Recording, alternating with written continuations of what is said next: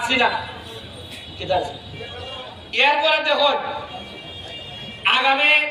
1 মাস পরে টুর্নামেন্ট দিতেছি কিটা টুর্নামেন্ট 64টা ডিস্ট্রিক্টে দাওয়াত দিব ফুটবল টিম করবার লাগে ধরেন 30টা খেলা হইব কয়টা খেলা হইব ডিস্ট্রিক্টে ব্রাহ্মণবাড়িয়া সিলেট মৌলভীবাজারে কিশোরগঞ্জে এইভাবে খেলা হইব তাহলে আমার খরচ পড়বো মিনিমাম ধরেন 20 লাখ আমার খরচ হইব কত